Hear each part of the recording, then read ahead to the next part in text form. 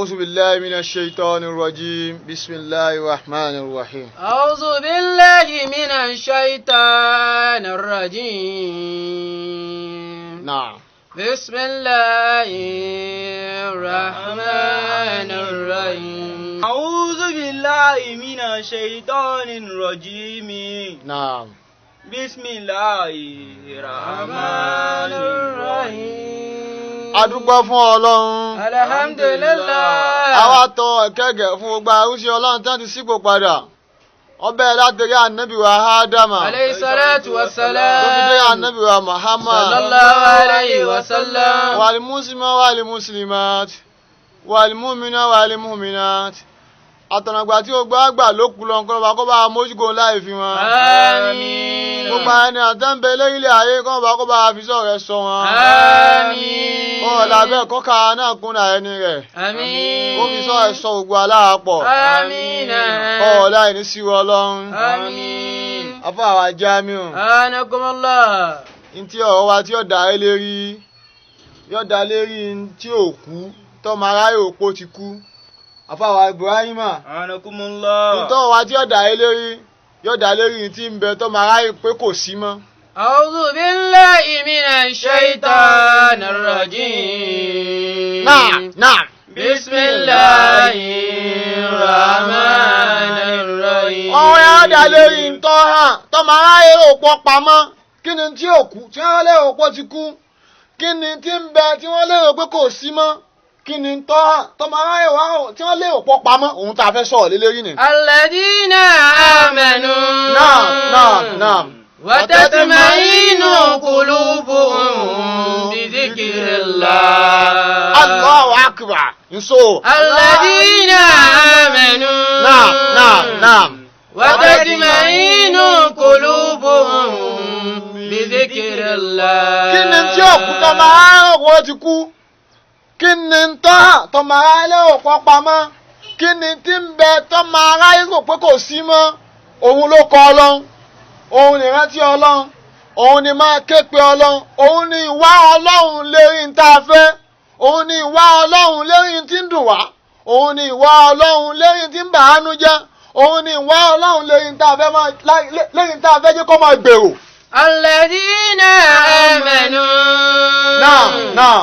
وتطمئن قلوبهم بذكر الله. ayé tí a fẹ́ bàjẹ́ débi pé kódà bọ́mọ aráyé bá gbé nǹkan kalẹ̀ wọ́n máa wá àwọ̀ o kò sí ti ń jáwọ́ tó tayọ kéèyàn fa Jamiu kò fa yá Jamiu tó bá ń fa yá Jamiu dáadáa lóyún tó bá gbé kalẹ̀ èrò sì máa wá àyọ̀ àní lórí ọjà tó gbé kalẹ̀ yìí àbí kò ṣàwọ́ o.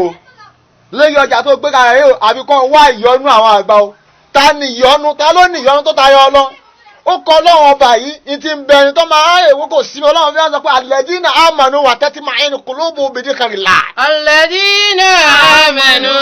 Naam. wa tatma'innu qulubuhum bi dhikrillah. tó bá fa Jamiu tó ní yá Jamiu lórí ọjà tó fẹ́ máa ta èrò ọmọ wa rajà náà ìwọ tó ń wá ìyọnu ṣáà tó fi ń wá ìyọnu àgbà tí wọ́n ní o máa mú eré èèyàn tí wọ́n á jó papọ̀ fún ẹrú kọ́ ọmọ ńlá kọ́ ọmọ tó nǹkan lá Ridwanullah Ọlọ́run ní ìyọnu wá ìyọnu Ọlọ́run máa fàyà Ridwanullah Ọlọ́run sì máa bọ́lá bá ti yọnu ṣe ògùn tọ́lọ́dún sì máa yọnu ṣe òlàbí ní kí ni tí ń bẹ tọ́ máa ráyè pé kò sí mọ́ ní tí ń bẹ òun ló kọ́ Ọlọ́run ọmọ ráyè pé kò ṣiṣẹ́ mọ́ kí ni tí ò kú tọ́mọ aráyé òpó ti kú òun ló kọ Ọlọ́run ó kọ Ọlọ́run ò lè kú lókùn gbà tí kò wá ní bá ti ń bẹ lórílẹ̀ Ọlọ́run alladhina nínú Suratul Ra'd. alladhina amanu. chapter 13 Ọlọ́run ti sọ lẹ́yìn. wa tatma'innu qulubuhum bi dhikrillah. verse 28 Ọlọ́run ní alladhina amanu wa tatma'innu qulubuhum bi dhikrillah Ọlọ́run ní àwọn tí wọ́n gba Ọlọ́run ọba gbọ́ wa tatma'innu qulubuhum bi dhikrillah ọkàn wọn wà balẹ̀ pé wọ́n ní ó kọ àwọ̀ Ọlọ́run ọkàn wọn wà balẹ̀ pé wọ́n bá ti pe àwọ̀ Ọlọ́run á máa dáhùn torí Ọlọ́run bá sọ́nu Suratu Israel chapter 17 verse 1 Ọlọ́run ní kúlí id'ullah aw id'ur-rahman àyàmá tad'un falahu al-asmaul husna Ọlọ́run ní ẹ pè mí pẹ̀lú ọkọ mi tí ń jẹ́ Allah ìwọ tó dá nǹkan kan lẹ̀ ọ wá fẹ́ jẹ́ kí nǹkan ẹ̀ máa gbọ́ o àwọ̀ rẹ̀ òun lọ́lọ́run àwọ̀ rẹ̀ fàyà Jamiu Jamiu òun ni àkójọ ọ̀fẹ́ jẹ́ kéèyàn máa kójọ lérí ibi tó ń ṣe ọ̀fẹ́ jẹ́ káwọn èèyàn máa kójọ lérí ń tọ́ dálẹ̀ ọ̀fẹ́ jẹ́ kéèrò máa wá lérí ń tọ́ fẹ́ máa tà.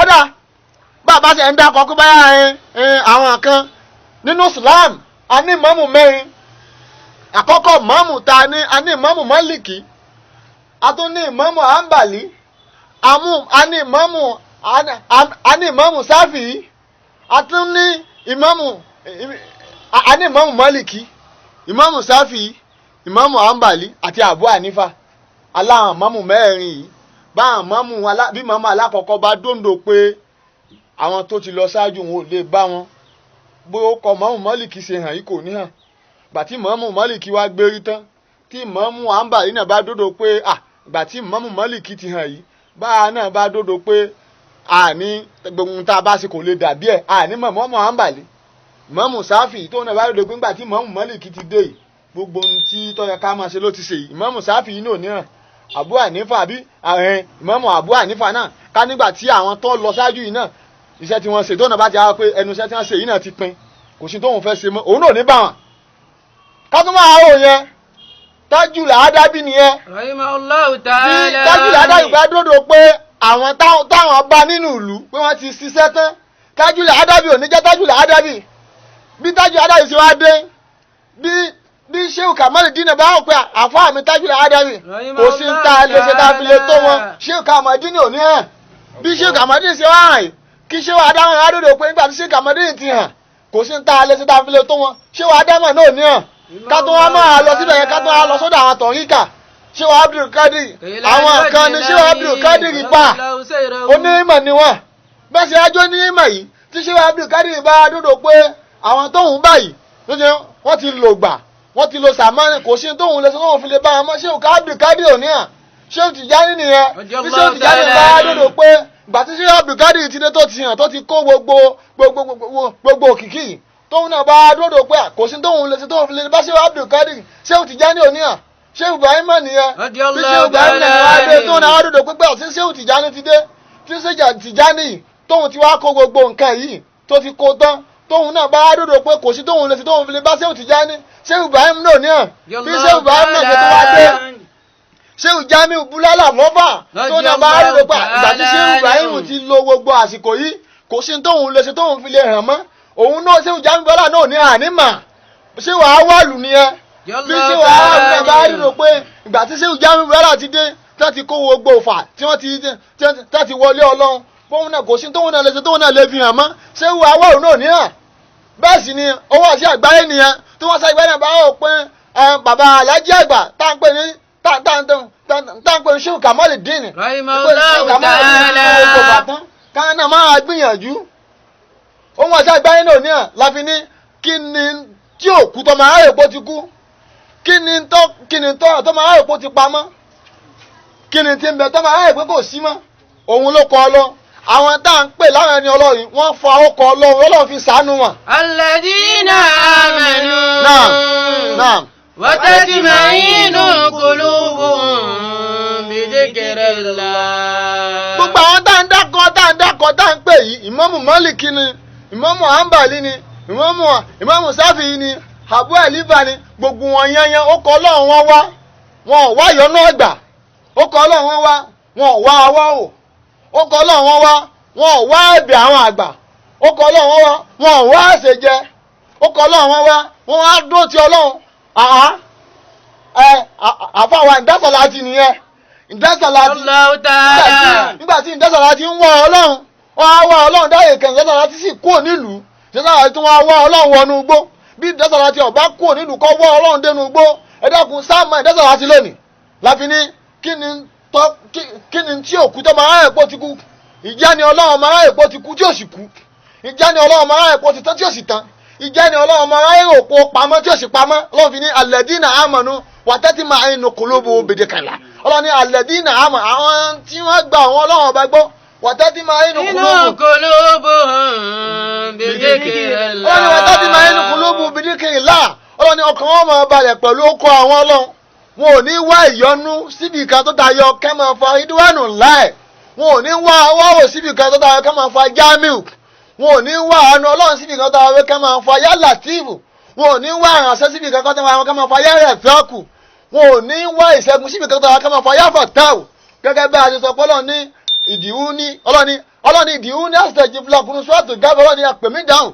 Ọlọ́run ọba oníṣàdéhùn kọ́mọ́mù sẹ́láfín ní kí ni tí òkú tọ́mọ aráyè pọ̀ ti kú. Àkọ́kọ́ tí òkú tọ́mọ aráyè pọ̀ ti kú ni òun ilé àwọn ẹni Ọlọ́run ọba bá. Tọ́ ọba gbìyànjú bá àwọn ẹni Ọlọ́run ó lè wọn bá.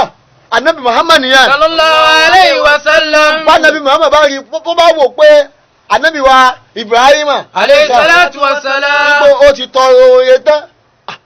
Ànábì Muhammad lè má dé ipò tó wà. Ànábì Muhammad àkọ́kọ́ ẹni tó kọ́ fi oore ẹni Ọlọ́run bẹ Ọlọ́run Ànábì Muhammad ni. Sallallahu alayhi wa sallam. Òun ló fa salatul ibrahimiyya. Allahumma salli ala sayyidina Muhammad wa ala ali Muhammad kama sallaita wa rahamta wa barakta ala Ibrahim wa ala ali Ibrahim innaka anta hamidum majid. Innaka anta hamidum majid. Ànábì Muhammad sallallahu alaihi wasallam kò ó pé oore ìjẹ́ni Ọlọ́run ti tán, kò ó pé oore ìjà ṣáájú ti tán lórí àwọn ànábì tó ti lọ ṣáájú ló fi wá bẹ Ọlọ́run pé Ọlọ́run ìkẹ́ àlùbáríkà àánú gẹ́gẹ́ bí o ṣe ṣe fún bàbá ńlá ọ̀hún tí ń jẹ́ ànábì wa Ibrahim. Kama barakta ala Ibrahim. Ọlọ́run ní gẹ́gẹ́ bó ṣe ṣe fún ànábì Muhammad gẹ́gẹ́ bó ṣe ṣe fún ànábì Ibrahim wọ́n ṣe fún mi náà àtàwọn ará ilé mi ló jẹ́ kí èyí tó ṣe sá ó tún jẹ́ kí ànábì Muhammad tún jẹ́dì kó ìdèdè oríṣà tó wà ní. Láfi ní kí ni tí òkú tọ́mọ aráyọ̀pọ̀ ti kú ìwà ọkọ̀ Ọlọ́run ìbí Ọlọ́run pẹ̀lú ọkọ̀ Ọlọ́run lẹ́yìn tá a fẹ́ lẹ́yìn tá a dáwọ́lé lẹ́yìn tá a fẹ́ dáwọ́lé Ọlọ́ni alá bìdíkìrì láì Alá bidhikrillahi tatma'innul qulub. Ọlọ́ni àwọn ẹni òun yìí tẹ́ máa ti wá pe òun Ọlọ́run pẹ̀lú ọkọ̀ òun ẹ̀mí wọn máa balẹ̀ pé a ti bẹ Ọlọ́run lẹ́yìn tá a fẹ́ yóò sì ṣe tá a fẹ́. Alá bidhikrillahi tatma'innul qulub. Láfi ní ọ̀hún ọ̀dà lérí kíni tí ń bẹ tọ́mọ aráyè pé kò sí mọ́, kíni tí ò kú tọ́mọ aráyè pé ti kú, kíni tọ́mọ aráyè pé ti pamọ́.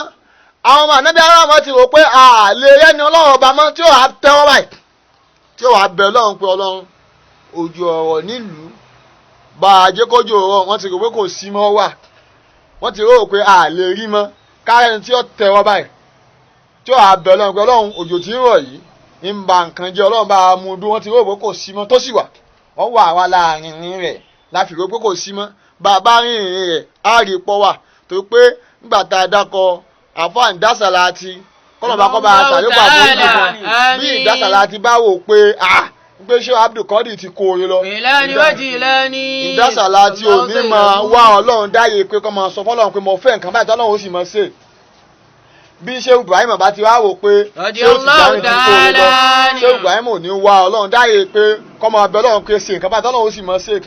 bí ṣé ó ti jáde bá ti wá wò pé àwọn Ọlọ́run ti kó orin lọ ṣé ó ti jáde náà ò ní wá Ọlọ́run dáyé pé kọ́ máa bẹ Ọlọ́run pé kọ́lọ́run máa ṣe tí ó sì máa ṣe. bí ṣé Abdulkadir wá wò pé àwọn Ọlọ́run ti kó orin lọ ṣé Abdulkadir ò ní bẹ Ọlọ́run débi pé yóò wá sọ fọ́lọ́run pé máa ṣe nǹkan báyìí tí Ọlọ́run ó sì máa ṣe.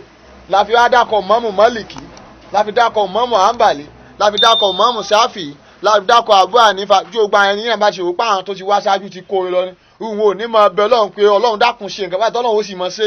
nídìí eléyìí àwa tá a wà nù sẹ̀mí yìí náà ìjẹ́ni Ọlọ́run ń bẹ káà náà wá Ọlọ́run tí Ọlọ́run ti jẹ́ ká máa kí a bá wá òun Ọlọ́run ọkàn wọ́n máa ba ẹ̀ léyìí pa àwọn Ọlọ́run lọ́mọ alábìdíkẹ̀rẹ̀ láì tẹ́tí máa inú kolobo. Alá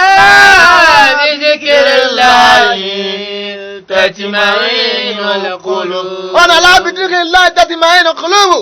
Ọlọ́run ní ìrántí Ọlọ́run tẹ rí i máa ń fi ní lọ́kàn balẹ̀ ní i máa ń mú ọkàn ní balẹ̀ lọ sọ́dọ̀ Ọlọ́run ọba ní i máa ń mú ọkàn ní balẹ̀ lẹ́yìn tá a pe Ọlọ́run ọba lérí i máa mú ọkàn ní balẹ̀ lẹ́yìn tá a fẹ́ i máa mú ọkàn ní balẹ̀ lẹ́yìn tá a fẹ́ jẹ́ k'Ọlọ́run ọba ṣe fún wa i máa mú ọkàn ní balẹ̀ lẹ́yìn tí ń bà wá nú jẹ́ tá a sọ pé k'Ọlọ́run ọba kó mú kú lọ́wọ́ sì mú kú bẹ́ẹ̀.